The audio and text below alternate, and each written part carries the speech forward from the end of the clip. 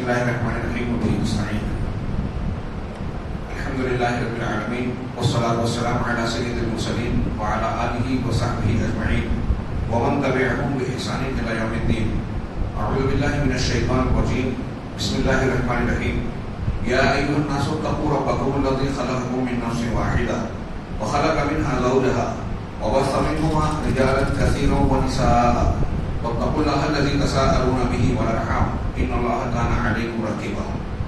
محترم حاضرین، کل کی مجلس میں ہم نے سورہ نساء پر اس کی فضیلت اور اس سے متعلقہ بعض امور کا ذکر کیا اور پھر اس کے موضوعات پر گفتگو جاری تھی.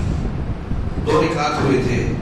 تیسرا موضوع سے متعلق نکتہ جو اول مرہ نامی کتاب میں مذکور ہے وہ یہ ہے کہ اس صورت میں اللہ تبارک و تعالیٰ نے، جیسا کہ ابتدا میں ذکر کیا گیا، کہ خاندانی نظام سماج اور معاشرے کو مضبوط، مستحکم، پاکیزگی عطا کرنے کے اصول ضابطے اس صورت میں انتہائی خوبصورت ترتیب سے بیان کیے گئے.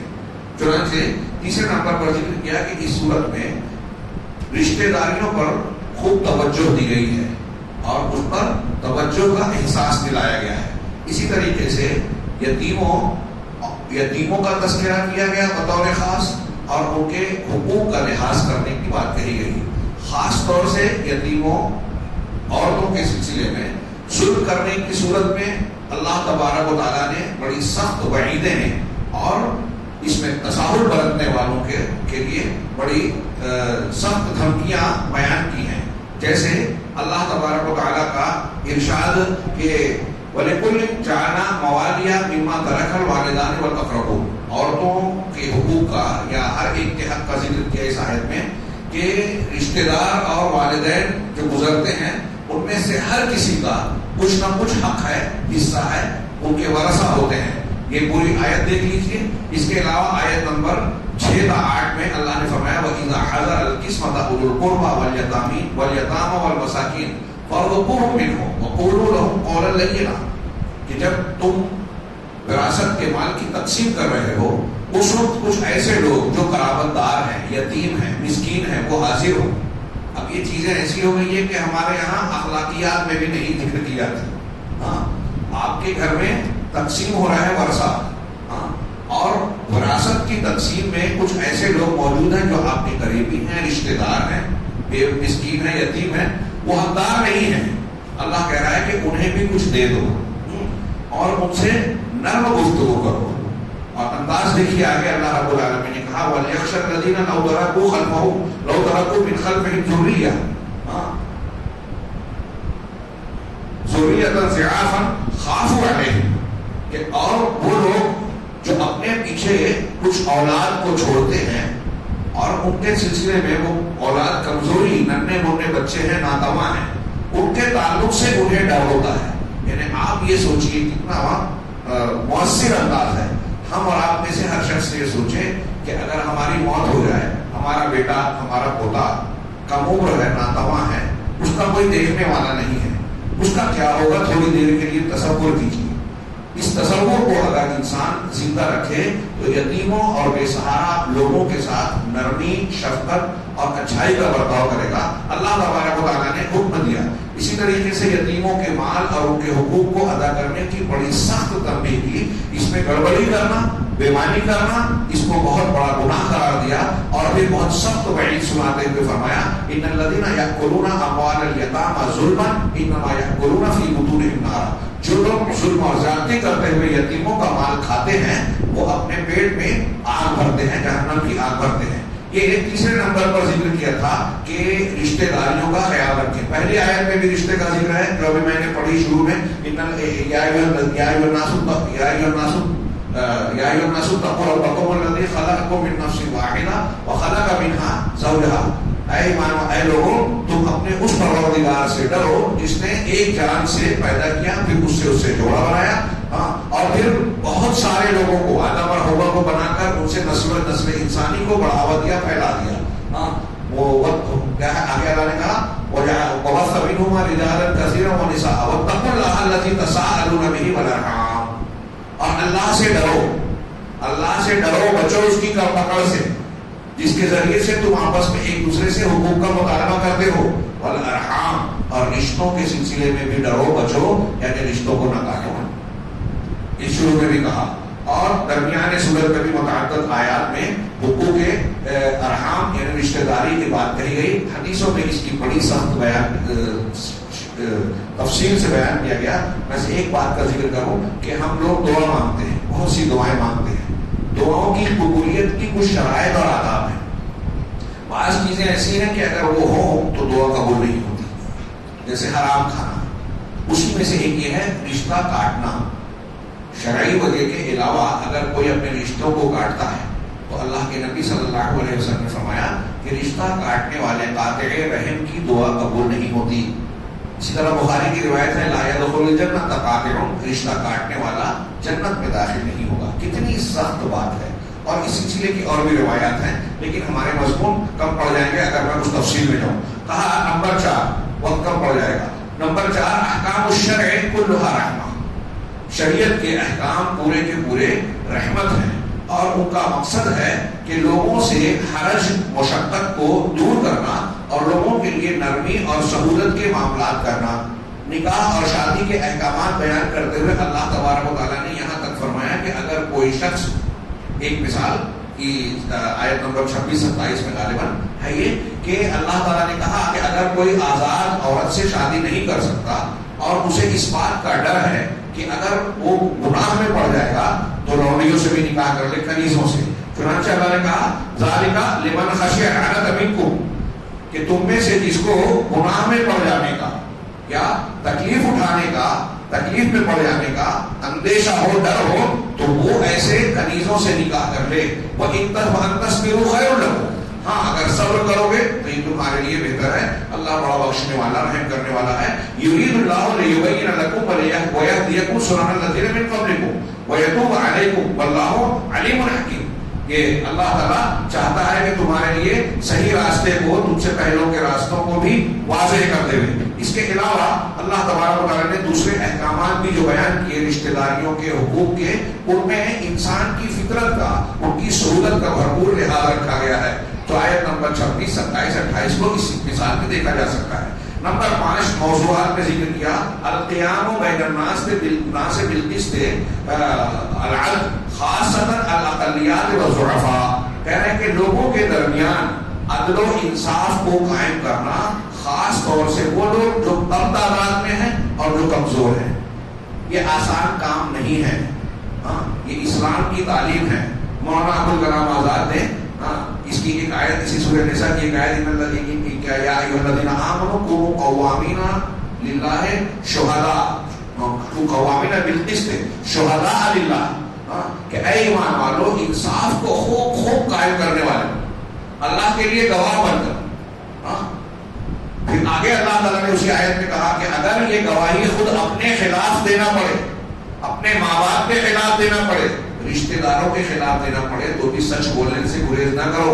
اور اگر تم زبان کو لپیٹو گے یا اعراض کرو گے، یعنی سچ بولنے سے کتراؤ گے، کچھ ہوتے ہیں نا کہ چاہتا ہے کہ نہ میں نے سچ بولا نہ جھوٹ بولا، اچھا ایسا جواب دیا کہ سچ بھی نہ پتہ چلے، جھوٹ بھی نہ کہا جا سکے، تو اس کو چالاکی سمجھتے ہیں. اللہ نے کہا وَإِن تَلْوُوا أَوْ تُعْرِضُوا، اگر تم زبان کو لپیٹتے ہو یا اعراض کرتے ہو تو اللہ تعالیٰ تمہارے دلوں کو خوب جانتا ہے. اب اگر کوئی فقیر ہے تو تم اس پر ترس کھا کے جھوٹ مت بولو، کوئی غنی ہے تو اس کا دباؤ قبول کر کے اس کے خلاف سچی بات بولنے سے گریز نہ کرو. ہر حال میں انصاف کا ساتھ دو. مولانا آزاد کہتے ہیں کہ قرآن کی یہ آیت بتاتی ہے کہ اسلام کے ایک بنیادی مقصد ہے کہ دنیا میں، سماج اور معاشرے میں انصاف کا قیام.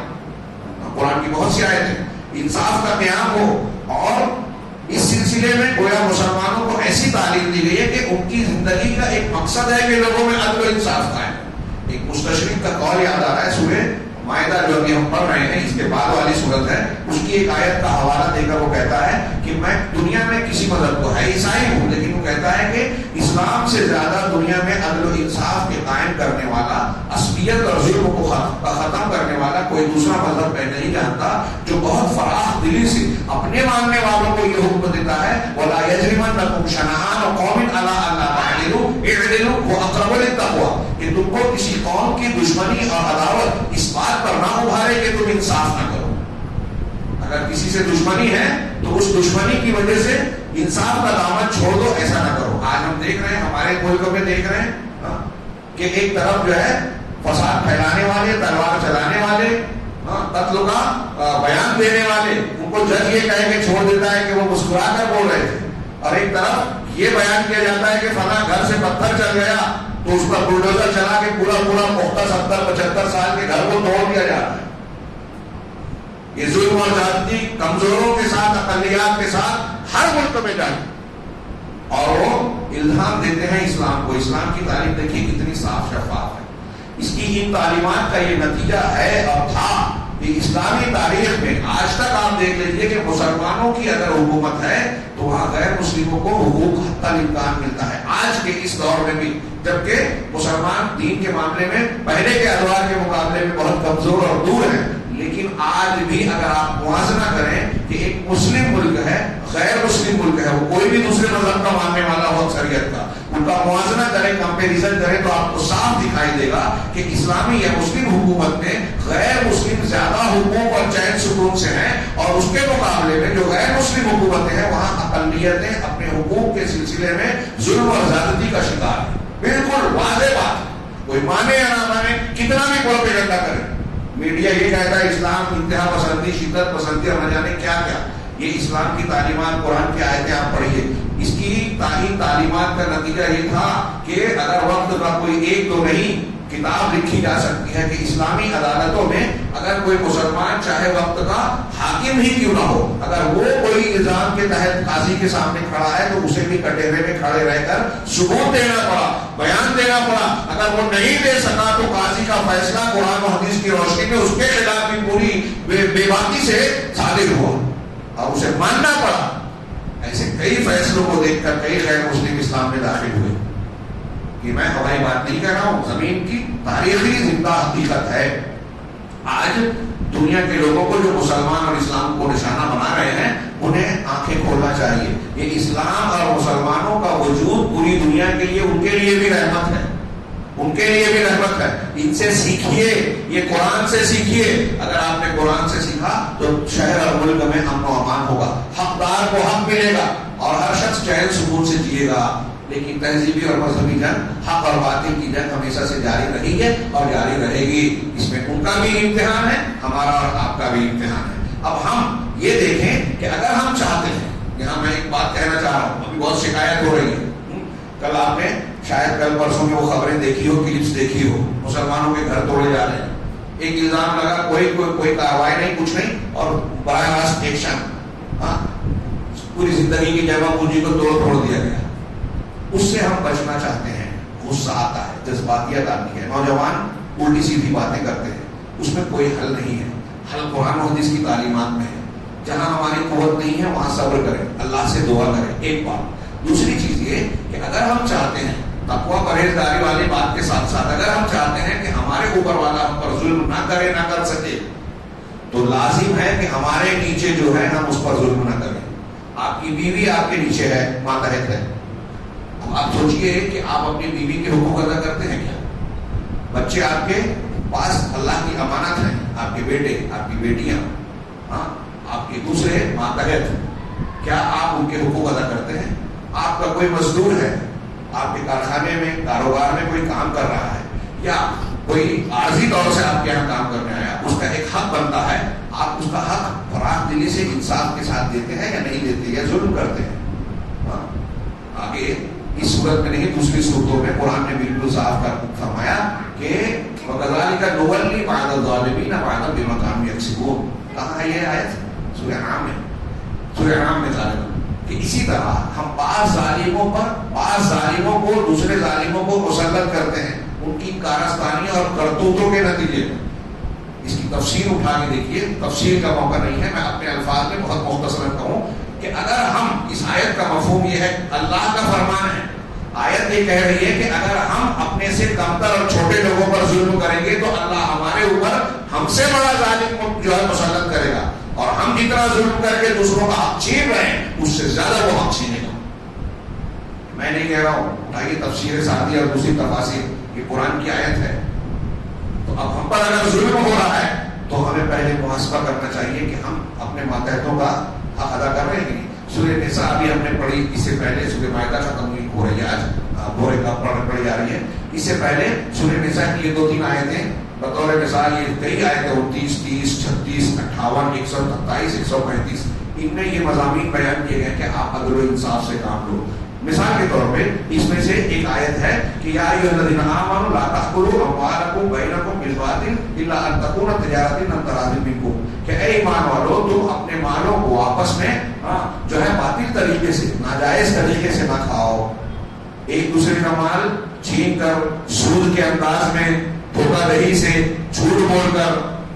اب تو دوسروں کی چھوڑیے, سگے بھائی سگی بہن کے حصے بکرے میں آدمی کاٹ کسر کر کے اس کا حق اپنے حق میں ملانے کی کوشش کرتا ہے. کمزور اور غریب آدمی ہے, اس کی زمین کو اپنی زمین میں کچھ حصہ دے دیتا ہے. تو اللہ تعالیٰ کہہ رہا ہے کہ باطل طریقے سے نہ کھاؤ, ظلم نہ کرو, ناجائز طریقے سے نہ کھاؤ. الا ان تکون تجارت, ہاں ایسا ہو سکتا ہے کہ تمہاری باہمی رضامندی سے تجارتی لین دین خرید و فروخت ہو, تب تم کھا سکتے ہو, لے سکتے ہو. ولا تقتلوا انفسکم, اور اپنی جانوں کو نہ مارو, قتل نہ کرو. اس میں خودکشی کی بھی ممانعت ہے اور ایک مسلمان کا دوسرے مسلمان کو قتل کرنے کی بھی ممانعت ہے. دونوں باتیں آ گئی, اس لیے کہ پورے مسلمان ایک جسم کی طرح ہے, ایک ڈھانچے کی طرح ہے. ایک مسلمان دوسرے کو قتل کر رہا ہے, اس کا مطلب اپنے آپ کو قتل کر رہا ہے. ولا تقتلوا انفسکم ان اللہ کان بکم رحیما ومن یفعل ذلک عدوانا وظلما فسوف نصلیہ نارا. یہ ایسا یقیناً اللہ تمہارے اوپر مہربان ہے, اور جو ایسا کرے گا ظلم کرتے ہوئے, حد سے تجاوز کرتے ہوئے, تو ان قریب ہم اسے جہنم رسید کریں گے, جہنم میں ڈال دیں گے. اب ہمارے سماج اور معاشرے کا جائزہ لیجیے کہ باطل طریقے سے ایک دوسرے کے مال کو کھانے کا یہ چلن ہے یا نہیں ہے. اگر ہے تو ہم مالی ظلم کر رہے ہیں, اور یہ ظلم جب ہم دوسروں کے ساتھ کر رہے ہیں تو ہمارے اوپر کوئی ایسی فرقہ پرست طاقت آ کر مسلط ہو سکتی ہے جو ایک ہی دن میں ہمارا گھر توڑ دے, ہمارے کارخانے کو برباد کر دے, ہماری دکان کو اجاڑ دے, ہمارے مال کو ضبط اور منجمد کر دے, اور ہم بلڈنگ سے ہے فٹ پاتھ پہ آ جائیں. یہ دیر نہیں لگتی رب العالمین کو, اور اس سے ہمیں ڈرنا چاہیے. اور ڈرنے کے لیے مطلب کیا کرنا چاہیے کہ حقدار کو اس کا حق دیں, گناہ سے توبہ کریں. اسی طرح ایک آیت ہے, آیت نمبر 36 میں اللہ نے فرمایا وَاعْبُدُوا اللَّهَ وَلَا تُشْرِكُوا بِهِ شَيْئًا, اللہ کی عبادت کرو اور اس کے ساتھ کچھ بھی شرک نہ کرو. یہ جو آیت میں پڑھ رہا ہوں یہ اس میں 10 حقوق بیان کیے ہیں. آیت الحقوق العشرہ اس کو کہا جاتا ہے, 10 حقوق والی آیت. اس میں سب سے پہلے اللہ کے ساتھ کی توحید اور شرک سے ممانعت ہے. تمام حقوق میں سب سے بڑا ہے, بار بار بات وہیں آتی ہے قرآن کی تعلیم میں. کچھ لوگ سمجھتے ہیں کہ بلا وجہ اس پہ اتنا زور دیا جاتا ہے, اس لیے صحیح نہیں ہے تو کچھ صحیح نہیں رہے گا. تو پہلے شرک نہ کرو, پھر اس کے بعد والدین کے ساتھ حسن سلوک, پھر قرابت داروں کے ساتھ, والدین کے ساتھ حسن سلوک کا اللہ نے حکم دیا, اور قرابت داروں کے ساتھ, یتیموں کے ساتھ, مسکینوں کے ساتھ, قرابت دار رشتہ دار, یعنی آپ کے پڑوس میں کوئی آپ کا رشتہ دار ہے وہ, اور والجار بالجنوب, اور ایسا پڑوسی جو رشتہ دار نہیں ہے, صرف پڑوس میں رہتا ہے, ہندوؤں کے مسلموں. والصاحب بالجنب, اور آپ کا ساتھی, ساتھی میں کئی لوگ آ سکتے ہیں. آپ سفر میں ہیں, کوئی آپ کا ہم سفر ہے, آپ زندگی کے سفر میں ہیں, آپ کی بیوی آپ کے ساتھ ہے, بیوی کے ساتھ شوہر ہے, وہ ساتھی ہے. آپ اگر کہیں کام سیکھنے جا رہے ہیں, اسکول میں ہیں, تو آپ کے ساتھی دوست جو ہے وہ آپ کے اس میں آ گئے.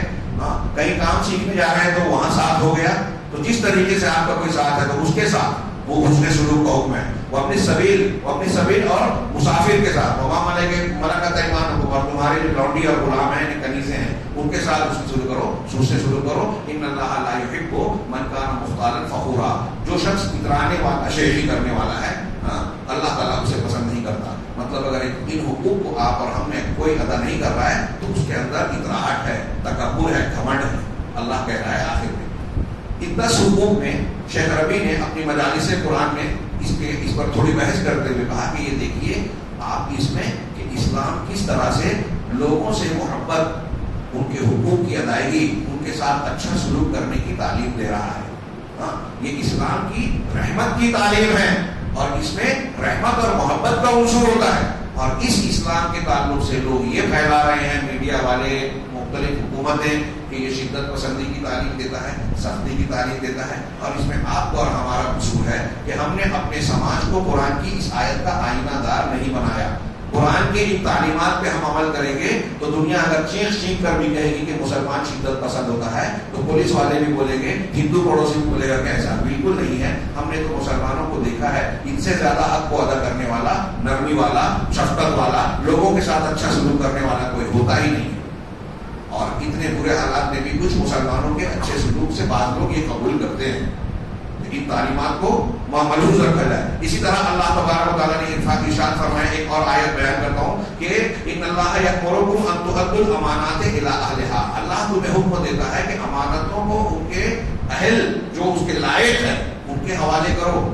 اس کا شان نزول ہے، کعبہ کی چابی جب اللہ کے رسول نے مکہ فتح کیا، کعبہ کی کنجی ہاتھ میں تھی، عثمان بن ابو طلحہ ان کے خاندان کی چابی چلی آ رہی تھی، اللہ کے رسول سے کچھ لوگوں نے مانگا، حضرت علی وغیرہ نے، تو آپ نے یہ آیت پڑھی اور پھر وہ عثمان بن ابو طلحہ کو بلا کر ان کے حوالے کیا۔ آج تک اسی خاندان میں یہ چابی ہے، تو عہدے ذمہ داری اس کو دینا چاہیے جو اس کا حقدار ہے، جو اس کا اہل ہے، علمی اعتبار سے، عمل کے اعتبار سے، صلاحیت کے اعتبار۔ اس پر عمل نہ کرنے کی وجہ سے آج ہمارے یہاں ہر ادارے میں خرابی ہے، تعلیمی ادارے ہوں، مسلمانوں کے کوئی اجتماعی ڈھانچے ہوں، مسجدیں ہوں، ادارے ہوں، آپ کو اکثر جگہ، سب جگہ نہیں، اکثر جگہ ایسا ملے گا کہ وہ لوگ عہدیدار اور ذمہ دار ہیں جو اس کے اہل نہیں ہیں۔ اگر ایسے لوگ ہوں گے تو تعلیم کا کباڑا ہوگا، جہاں کے ذمہ دار ایسے ہوں گے جو اس کے لائق نہیں ہیں تو وہ لائق لوگوں کے ساتھ زیادتی کریں گے، نالائق لوگوں کو آگے بڑھائیں گے اور پوری قوم کا نقصان ہوگا، اور ہو رہا ہے۔ قرآن کی یہ تعلیم، اس پر عمل نہ کرنے کے کتنے بھیانک نتائج ہوتے ہیں ہم تصور نہیں کر سکتے۔ اور اللہ نے فرمایا آگے، وَإِذَا حَكَمْتُمْ بَيْنَ النَّاسِ أَنْ تَحْكُمُوا بِالْعَدْلِ، اور جب تم لوگوں کے درمیان فیصلے کرو تو انصاف کے ساتھ فیصلہ کرو۔ دیکھیے یہی عدل و انصاف کی تعلیم قرآن میں دی ہے۔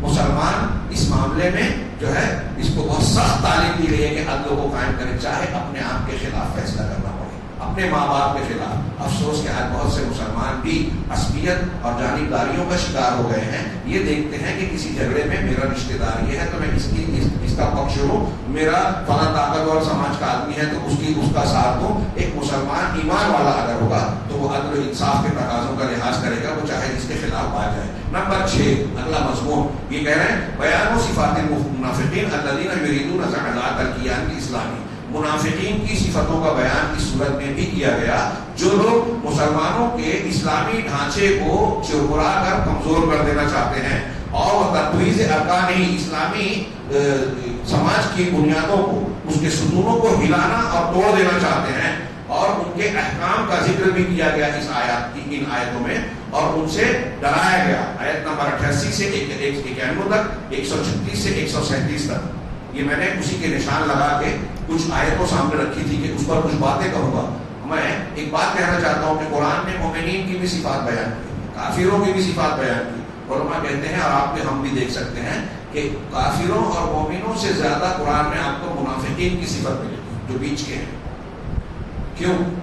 زیادہ خطرناک بھی ہیں اور ان کا اندیشہ ہے، اور قرآن کی آپ ایک فہرست بنائیں کہ یہ مسلمان کی صفات ہیں، یہ مومن کی، یہ کافر کی صفات ہیں، مشرک کافر کی اور یہ منافقین کی، اور اپنے آپ کو رکھیں کہ ہمارے اندر کس کی صفت زیادہ ملتی ہے، کس کی صفت ہے، مومنوں کی صفت ہمارے اندر زیادہ ہے یا منافقین کی؟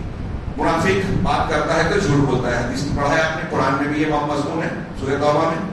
ہم جھوٹ بولتے ہیں یا نہیں بولتے؟ اگر جھوٹ بولتے ہیں تو منافق کی صفت ہمارے اندر ہے یا مومن کی؟ کوئی دوسرے مسلمان پر تکلیف ہوتی ہے تو مومن کو اس سے دکھ ہوتا ہے، لیکن منافق اس سے خوش ہوتا ہے۔ قرآن کہتا ہے کہ دوسرے مسلمان کو تکلیف ہوتی ہے تو اس کو خوشی ہوتی ہے، اس کو خوشی ہوتی ہے تو اس کو برا لگتا ہے۔ ہم کو دوسرے مسلمانوں کی تکلیف سے خوشی ہوتی ہے کہ برا لگتا ہے، ہمارا رشتہ دار ترقی کر رہا ہے تو ہم کو جلن حسد ہو رہی ہے۔ یہ منافق کی صفت ہے، مومن کی نہیں۔ قرآن نے اسی صورت میں کہا کہ ان المنافقون یخادعون اللہ وهو خادعهم، اللہ یہ منافقین اللہ کو دھوکہ دینا چاہتے ہیں تو اللہ تعالیٰ خود ان کے دھوکے کا بدلہ دے گا۔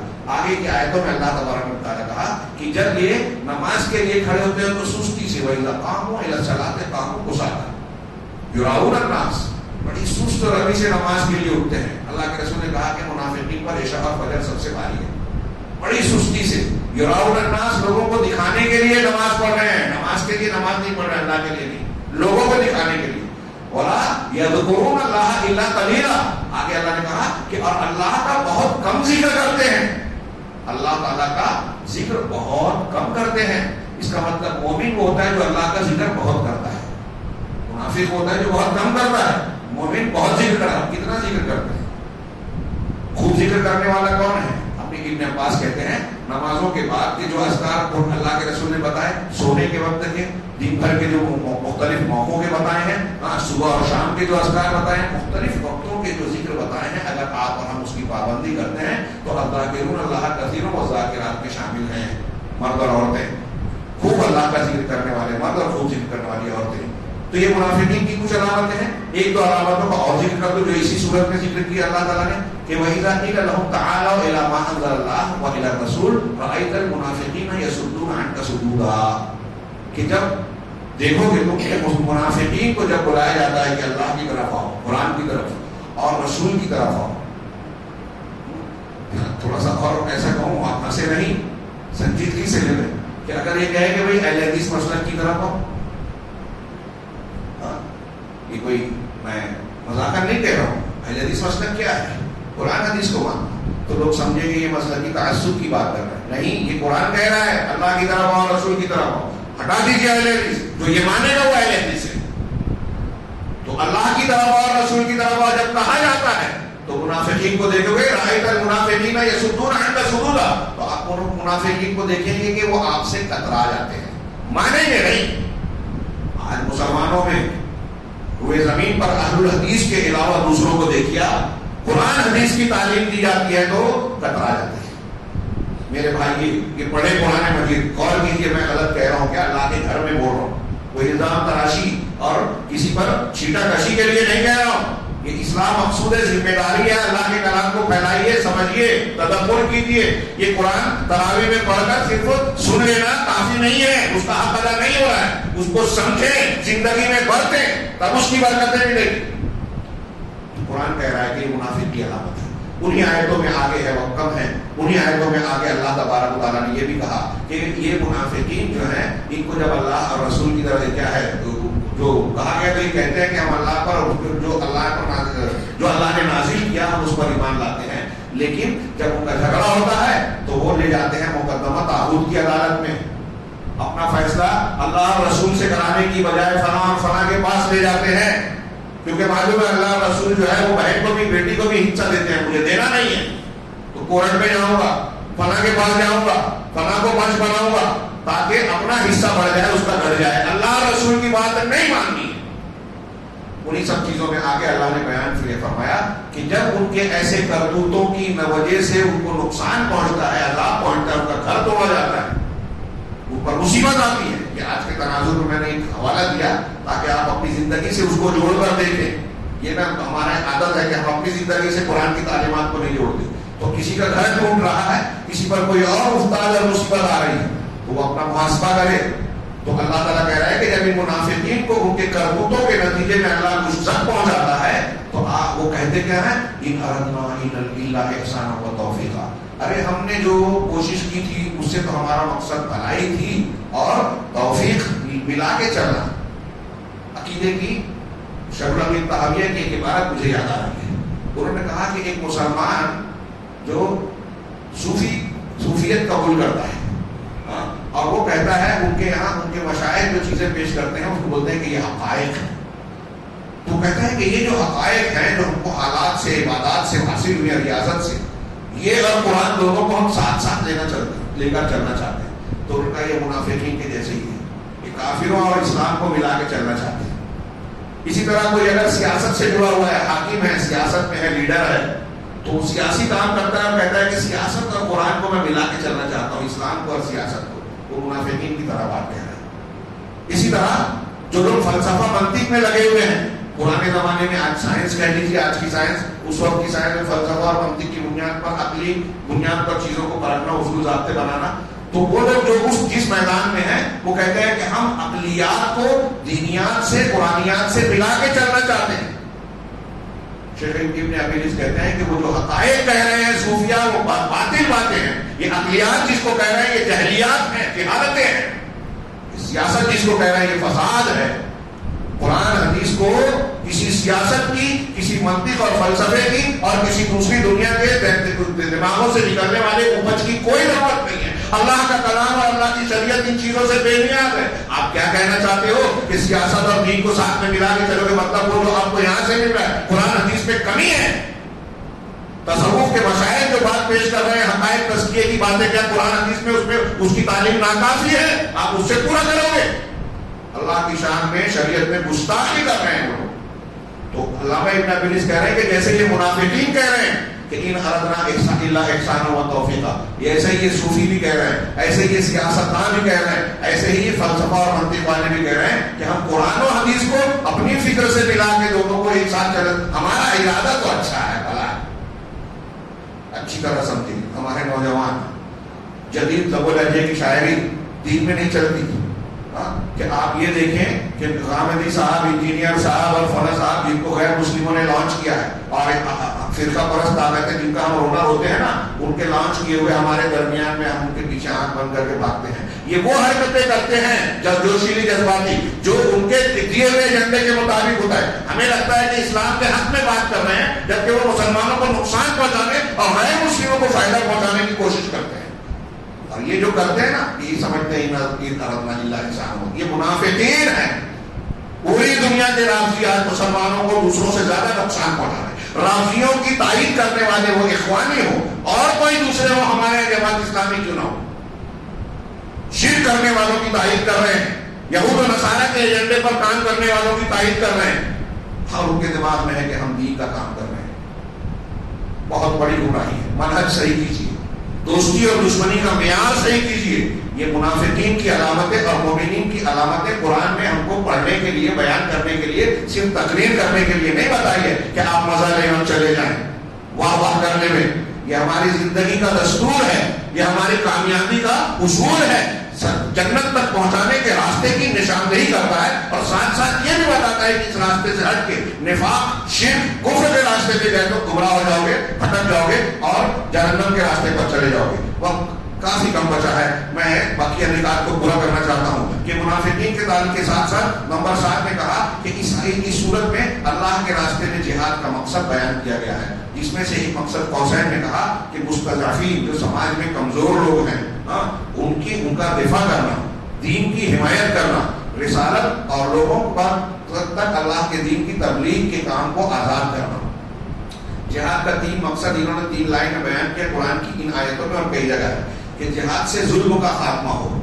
اللہ تعالیٰ نے ان آیتوں میں پوچھا کہ تم کو کیا ہے کہ اللہ کے راستے میں قتال نہیں کرتے، جبکہ جو مشرک بستیوں میں بچے ہیں، عورتیں ہیں، کمزور لوگ ہیں، وہ اللہ سے دعا کر رہے ہیں کہ اللہ اخرجنا من هذه القرية الظالم اهلها، کہ اس بستی سے جس کے باشندے ظالم ہیں اللہ ہم کو اس سے نکال دے.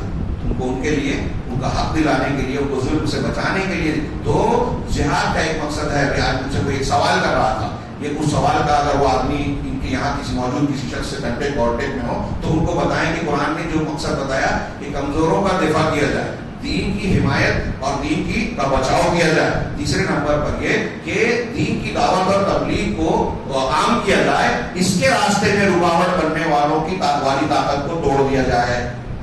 اور یہ کتنی عظیم بات ہے. ان آیتوں پر شیخ ربیع نے کچھ تفصیلی گفتگو کی اور کہا کہ دین جہاد کا مقصد کیا ہے؟ جہاد کا مقصد انصاف کا قائم کرنا ہے، کسی کو قتل کرنا، کسی پر ظلم کرنا نہیں ہے. جیسا کہ آج بتایا جاتا ہے، یہ لفظ استعمال ہوتا ہے تو لوگوں کے کان کھڑے ہو جاتے ہیں. عالمی میڈیا ہو، ہمارے ہندوستان کا ہو، ہمارے آئی بی اور محکمے کے لوگ ارے جہاد کا لفظ بولا. ہم تو جہادی حلال گوشت کو کہا یہ معاشی جہاد ہے، اس کو معاشقہ ہو گیا کہا یہ لو جہاد ہے. صرف لفظ جہاد جوڑ دیا، لوگوں کے لیے حیران کرنے والا، ڈرانے والا لفظ بن گیا. یہ کیوں ہے؟ پروپیگنڈا کیا گیا. ہمارا آپ کا کام ہے کہ ہم بتائیں کہ یہ کیا ہے. جہاد اپنے آپ سے بھی ہوتا ہے. بالنفس صبح کے درس میں یہ بات آئی تھی، اپنے آپ کے ساتھ برائیوں کو ختم کرنا، اور یہ سب سے بڑا اور افضل جہاد ہے، سب سے مشکل جہاد ہے. قلم سے بھی ہوتا ہے، زبان سے بھی ہوتا ہے. یہ برائیوں کے خاتمے کا طریقہ ہے جہاد. اور جہاد اسلام کی جو تعلیم ہے یہ سراسر خیر ہے. اور جن لوگوں کی سمجھ میں نہیں آتا ان کو لوگوں نے جواب دیا کہ کیا آپ یہ سمجھتے ہیں کہ اب کسی مسلمان پر کوئی حملہ کرتے ہوئے، قتل کرتے ہوئے اور وہ سامنے بیٹھا ہے، اگر اس نے پلٹ کر تلوار کا جواب پتھر سے دیا تو یہ شدت پسند ہو گئے؟ فلسطین میں 60 سال سے زیادہ سے ظلم و مظالم ڈھائے جا رہے ہیں، ان کو ٹیررسٹ نہیں بولا جاتا، نہتوں پر جو ہے وار کیا جاتا ہے، پوری دنیا دیکھتی ہے. اور کتنی مثالیں دی جائیں. شام میں جو کچھ ہو رہا ہے، اب تک لاکھوں 8 سے 10 لاکھ تک مسلمانوں کو قتل کیا جا چکا ہے گزشتہ 8-10 سال میں، اس سے کچھ کم و بیش. یہ کچھ بھی نہیں. یہ جو دوہرا معیار ہے لوگوں کے بیان کا، میڈیا کا، حکومتوں کا، یہ پوری دنیا جانتی ہے اور سب جانتے ہیں. کیوں؟ اس لیے کہ اسلام کو بدنام کرنا ہے. اور یہ اسلام کی حقانیت کی دلیل ہے کہ اسے دبانے کے لیے جھوٹ بولنا پڑتا ہے. مسلمانوں کو دعوت و تبلیغ کے لیے جھوٹ کی ضرورت نہیں ہے، جھوٹی روایتوں کی ضرورت نہیں ہے. یہ خود اپنے اندر حسن اور تاثیر رکھتا ہے. اگر اس سچی تعلیم کو ہم اچھے انداز سے، صحیح انداز سے دنیا کے سامنے پیش کرتے ہیں، اور یہ ایک عجوبہ ہے، آج کے زمانے کا حیرت انگیز معجزہ ہے کہ اسلام کے خلاف جتنی کوششیں ہو رہی ہیں، میرا ایسا ماننا ہے، میں نے کئی مرتبہ کہا ہے کہ اس کا 10% بلکہ 5% بھی اگر کسی دوسرے مذہب کے خلاف ہو تو وہ ختم ہو جائے. لیکن اسلام کے خلاف اتنی کوششیں ہو رہی ہے، اتنا ہی اسلام گھر گھر پہنچ رہا ہے، اتنی ہی تیزی سے یہ پھیل رہا ہے. حیرت انگیز بات ہے کہ اتنی شدید مخالفتوں کے باوجود پوری دنیا میں سب سے تیزی سے پھیلنے والا دین اسلام. تو جہاد کو بدنام کیا گیا. جہاد امن و امان کے قائم کرنے کے لیے، ظلم کا خاتمہ کرنے کے لیے، یہی وجہ ہے. وقت نہیں ہے زیادہ. آپ صرف ایک پہلو دیکھیے کہ اسلامی لشکر کو حکم ہے کہ جب کسی قوم سے لڑائی کرنے جائے تو پہلے دعوت دے. معلوم یہ ہوا کہ اسلام کا اصل مقصد دعوت ہے، اور شیخ ربی نے یہی بتایا کہ دعوت اور دعوت توحید کو بیان. آج جو لوگ ہمارے یہاں جہاد کی بات کرتے ہیں، جوشیلی جذباتی، خلافت قائم ہو حق میں، ان کو توحید معلوم ہی نہیں ہے. جس مقصد کے لیے لڑنا چاہیے اسلام نے کہا ہے، وہ مقصد ہی معلوم نہیں ہے. جہاد کر کے آپ توحید کیا قائم کریں گے؟ صرف چور اور زانی کی سزا نافذ کر دینا اسلام ہے؟ یہ بنیاد نہیں ہے. وہ بھی اسلام ہے، بہت بڑی حماقت ہے. روافض جو ہیں اہل بیت کی پرستش کر رہے ہیں، شرک کر رہے ہیں. صوفیہ جو ہے اپنے مشائخ کو کہتے ہیں عالم الغیب کہتے ہیں، ہر جگہ کر سکتے ہیں، کائنات میں تصرف رکھتے ہیں. صوفیہ ہمارے یہاں شرک کر رہے ہیں تو گھر تو توڑے جائیں گے نا. کوئی سنوائی نہیں ہوگی، اللہ کی مدد نہیں آئے گی. اللہ کی مدد توحید پر آتی ہے. تو ہمیں اگر لڑنا ہے تو پہلے اپنے آپ سے لڑیں. اپنے آپ سے لڑنے کے لیے تو شرک کو صاف کریں اپنی سروں سے. یہ ضروری ہے. جہاد کا یہ مقصد ہے.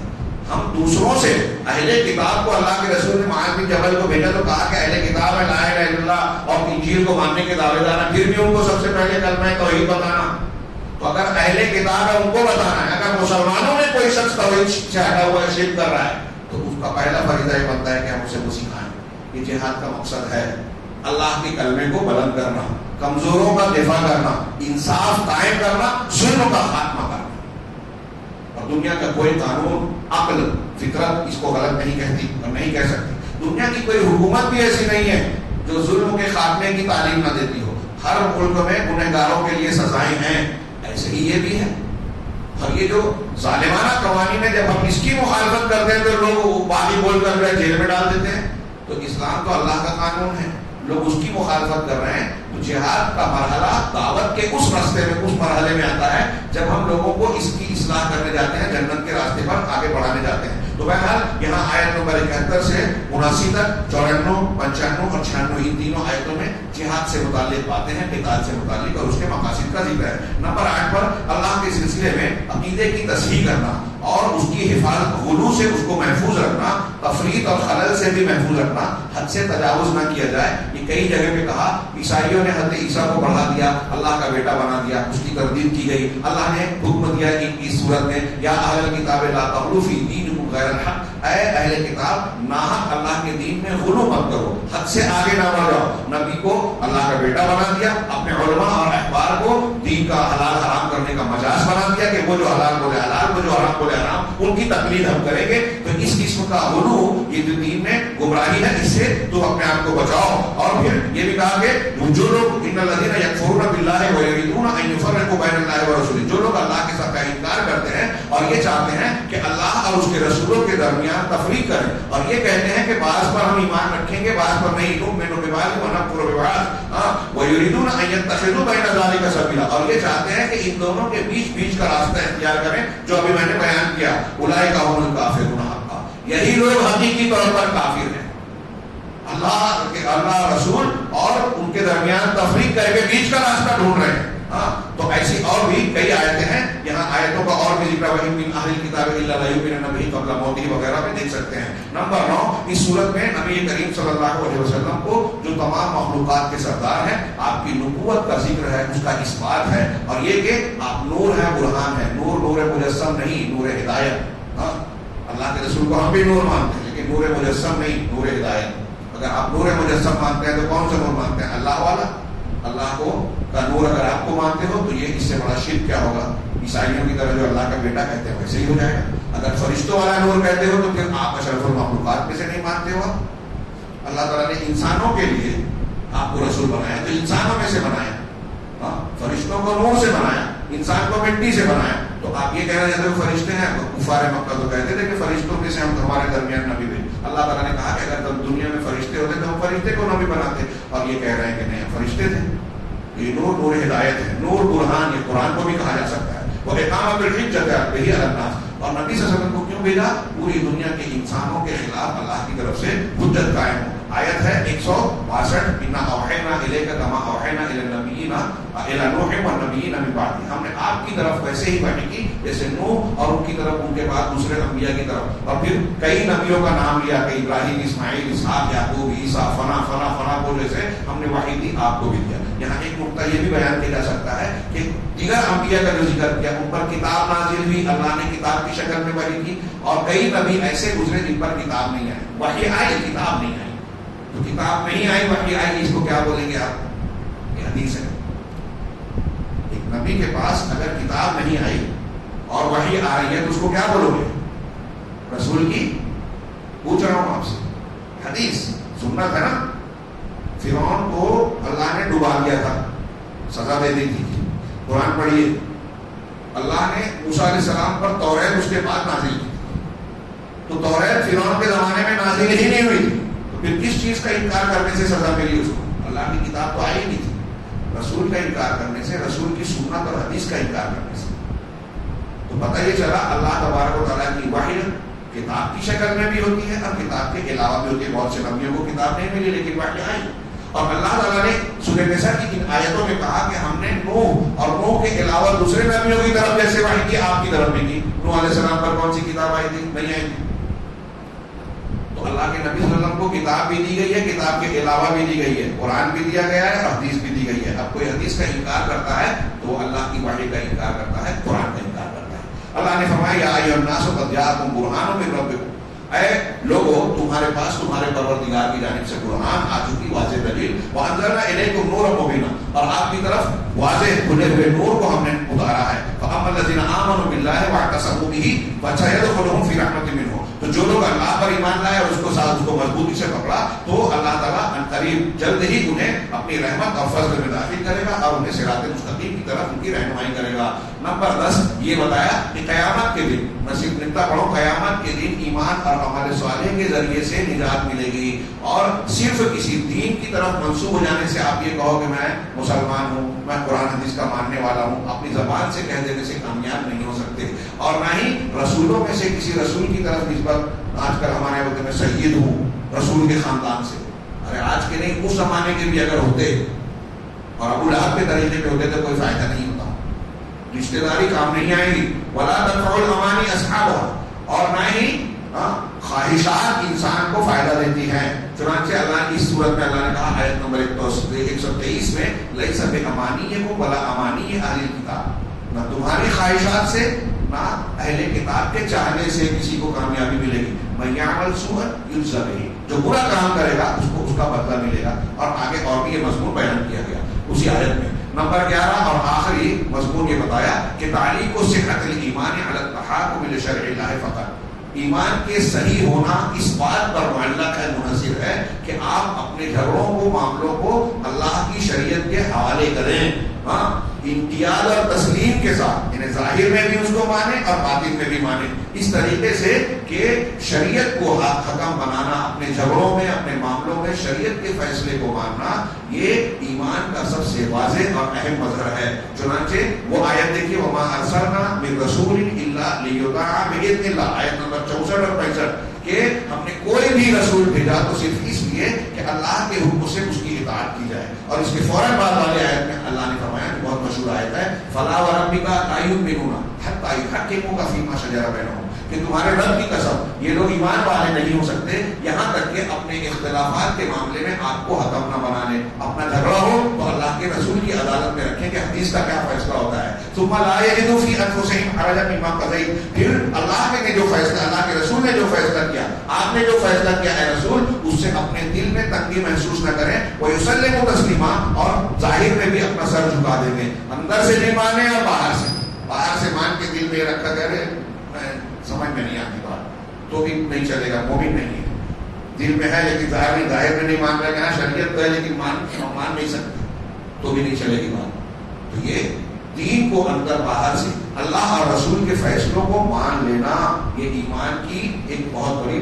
بنیاد ہے، علامت ہے، پہچان ہے. آج ہم اور آپ کیا اس معیار پر پریوگ کرتے ہیں؟ فوائد اور لطائف میں 3 باتیں انہوں نے ذکر کی، اختصار کے ساتھ ہم بیان کرتے ہیں. سب سے نمبر 1 یہ کہ اس صورت میں ایک بات یہ ہم کو معلوم پڑتی ہے کہ لوگوں کے رشتہ داروں کے وراثت کے جو حق ہیں اللہ تبارک و تعالیٰ نے بذات خود قرآن میں اسے بیان کر دیا. اب فلا مجال ہے، اب کسی کے لیے اس میں گنجائش نہیں ہے کہ اپنے طور سے کہے کہ بیٹے کو اتنا ملنا چاہیے، بیٹی کو اتنا اور فلاں کو اتنا. اللہ تعالیٰ نے بذات خود ہر حقدار کو اس کا حق بیان کر دیا. اب کوئی شخص کتنے بھی اپنے آپ کو عقل مند کہے، عقل والا کہے، یا وارثین کے سلسلے میں کہ میں وارثین کا بھلا چاہنے والا ہوں، رحمت اور اس کو اچھائی کرنے والا ہوں، اس کو یہ حق نہیں ہے کہ اللہ کے مقرر کیے ہوئے حق میں کچھ تبدیلی کر دے، کمی بیشی کر دے. اس کو حق نہیں ہے. اسی لیے اللہ کے رسول صلی اللہ علیہ وسلم نے یہ بھی فرمایا کہ ان اللہ قد آتا کل ذی حق حقا، اللہ نے ہر حقدار کو اس کا حق دے دیا ہے. فلا وصیت لوارث، لہذا کسی وارث کے لیے وصیت نہیں کی جا سکتی. اب آپ کو اگر کوئی بیٹے سے خوشی ہے، آپ کو کسی بیٹے سے ناراض ہیں، آپ یہ سوچ رہے ہیں کہ میں اپنے جس بیٹے سے ناراض ہوں اس کو محروم کر دوں اور جس سے خوش ہوں اس کو نواز دوں، تو آپ وصیت کرتے ہیں کہ میرے اس بیٹے کو زیادہ دیا جائے. کوئی حق حقوق کی بات ہے تو الگ ہے، لیکن اگر صرف وصیت کر کے اس کو زیادہ دینا چاہ رہے ہیں، اس کا مطلب یہ کہ اللہ نے جو حق مقرر کیا ہے آپ اس سے راضی نہیں ہیں. جو اللہ نے مقرر کیا ہے، ایک بیٹے کو آپ اس سے بڑھانا چاہتے ہو، ایک بیٹے کو آپ اس سے گھٹانا چاہتے ہو، دونوں چیزیں اللہ کے حکم کے خلاف ہے. تو کسی کو بھی حق نہیں ہے کہ اللہ کے مقررہ حصے میں فرق کرے، بہن کا ہو، بیٹی کا ہو، بیوی کا ہو، کسی کا بھی ہو. نمبر 2 کہ ہر وہ شخص جو اپنی موت کے بعد، اپنے مرنے کے بعد اسے ڈر ہو کہ میرے بچے کا کیا ہوگا، وہ مالدار ہو یا فقیر، مالدار ہو یا فقیر، اپنے بچوں کی اگر آپ کو فکر ہے مرنے کے بعد، تو قرآن کی اس سورہ کی تعلیم کے مطابق آپ پر لازم ہے کہ آپ تقوی اختیار کرو. قرآن نے کہا اگر تقوی رہے گا تو اللہ تمہارے بچوں کی نگرانی کرے گا. ہم بہت کہ یہ پراپرٹی دے دیں، یہ کاغذ دے دیں، زمین دے دیں اور ایسا دے دیں ویسا دے دیں، یہ کوئی مضبوط بنیاد نہیں ہے. کروڑ پتی چھوڑ کے جانے والے اگر صلاحیت نہیں دیا ہے بیٹوں میں تو بعد میں بھیک مانگی ہے، اور اگر صلاحیت دے دی ہے، ورثہ ترکہ نہیں ملا ہے، بیٹوں نے جو ہے ترقی کی ہے. عمر بن عبدالعزیز کا واقعہ شاید میں اس سے پہلے بیان کر چکا ہوں، وقت نہیں ہے. تو ضروری ہے کہ وہ تقوی ہے. سورہ جو کہف میں واقعہ ہے تو موسیٰ اور خضر کا کہ 2 یتیم بچے تھے بستی میں، اللہ تعالیٰ نے ان کے نیچے ان کے باپ کا خزانہ تھا، والدین کا. خضر کو اللہ نے حکم دیا کہ وہ دیوار سیدھی کر دو، ان کے خزانے کی حفاظت کرو. کیوں؟ وَكَانَ أَبُوهُمَا صَالِحًا. قرآن نے کہا ان کے باپ دادا، ان کے والدین اچھے تھے نہیں تھے. تو باپ دادا اچھے ہیں تو اللہ ان کے مال کی حفاظت کروا رہا ہے، خضر سے دیوار بنوا رہا ہے. کتنی بڑی بات ہے. آپ چاہتے ہیں کہ آپ کے بچوں کا مستقبل محفوظ ہو تو آپ نہیں بن جائیں، صالح بن جائیں. کیونکہ اولاد کے لیے باپ کے تقوی اور اصلاح اور اچھائی سے زیادہ کوئی چیز مفید نہیں ہے. نمبر 3 اور آخری بات انہوں نے کہی کہ ينبغي للعبد الا يحقر حسنة ولا سيئة، کہ کسی بھی بندے کے لیے یہ مناسب ہے کہ وہ کسی بھی نیکی کو اور کسی بھی برائی کو حقیر نہ سمجھیں کہ بس چلو کوئی بات نہیں، یہ گناہ کر لو، یا یہ چھوٹی معمولی نیکی ہے اس کو کیا کیا جائے. فقط تكون الحسنة سببا، کیونکہ کبھی کبھی ایک چھوٹی سی نیکی بھی انسان کی نجات کا سبب ہوتا ہے. وقت اور موقع محل نیت کی بنیاد پر بات ہوتی ہے. اور کبھی ایک چھوٹی سی برائی بھی انسان کے عذاب کی وجہ بنتی ہے. حدیث میں ہے کہ جنت تمہارے ایک آدمی کے جوتے کے تسمے سے زیادہ قریب ہے، اور جہنم بھی اسی طریقے سے. ایک بلی کی وجہ سے ایک عورت جنت میں چلی گئی یا جہنم میں چلی گئی، ایک کتے کو پانی پلا کر انسان یا عورت جنت میں چلی گئی. اللہ تعالیٰ ہمیں قرآن سمجھنے اور اس پر عمل کرنے کی توفیق دے. آخر دعوانا